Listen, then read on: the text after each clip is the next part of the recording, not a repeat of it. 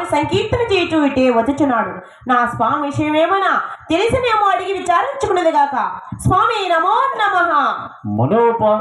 మనోవంచ ఫలసిద్ధిస్తున్నాయన. స్వామి ఎవరు మీరు? ఎక్కడి నుండి వస్తున్నారు స్వామి? నాయన నేను వయసుకుండు బాబు.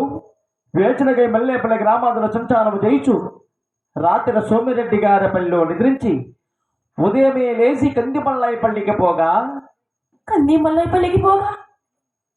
అక్కడ శ్రీమద్ విరాట్పోతులూరి వీర బ్రహ్మేంద్ర స్వామి వారి జీవ సమాధి. ఆహా, ఏమి బాలకుడు! శ్రీ స్వాముల వారి జీవ సమాధి అనగా ఈ బాలుడు క్షణములో కింద పడిపోయినాయి. లిమ్ము నాయనా లిమ్ము, భయము చెందకము లిమ్ము. స్వామి నా హృదయముడి జీవ సమాధి ఎందుకు వచ్చిండిరా? నిమిలేక మీరే పరిహాసం ఆడుచుంటిరా మహాత్మా. తమరన్న వాక్యముల కన్న కఠోరమై నా గుండె బత్తులు కవించుచున్నవి. బాలగా నేను ఈ వృద్ధ వయసులో ఉండగా నీతో పరిహాసమాడుట తగునా? నా గాయత్రి సాక్షిగా కూర్చుండిరి. అట్టి మహానుభావుని జీవ సమాధి కల్లారా చూడవలసినదే కాని వర్ణించేటప్పటికీ అలివి కాదు నాయన. అటువంటి సమయమున అతను కుమారులు ఇచ్చిన సంభావన వస్త్రములు చూడము నాయన, చూడము. స్వామి గురుదేవా వెలుస్తున్నారు బాబు, వెళ్ళిస్తున్నారు. నన్ను దేవదార పొడుగు పంపి నీవు జీవ సమాధి ఎందుకు కూర్చుంట న్యాయమా తండ్రి? ఎందరో నీవు చేసేదివయ్యా. నీవు సమాధిలో కూర్చుని నా మునిపే తెలిసిండినా నిన్ను పొలికే పోకుందినే. అయ్యో తండ్రి,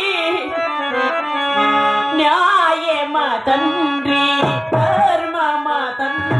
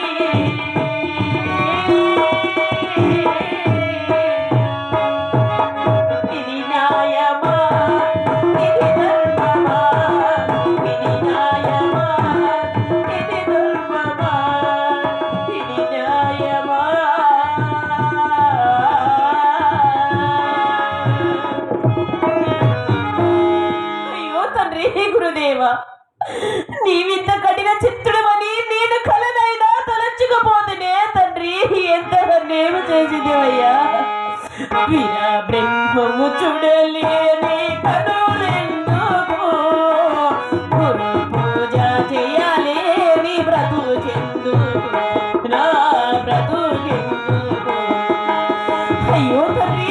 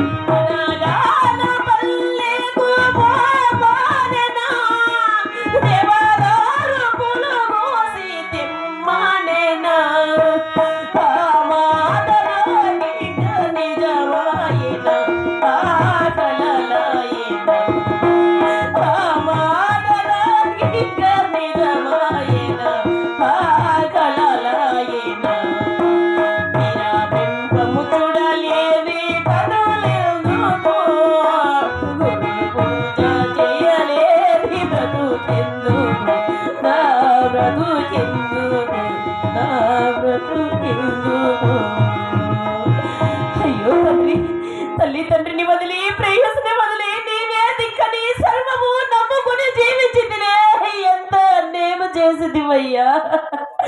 నీవింత కఠిన చిత్తుడు అని నీవింత కఠిన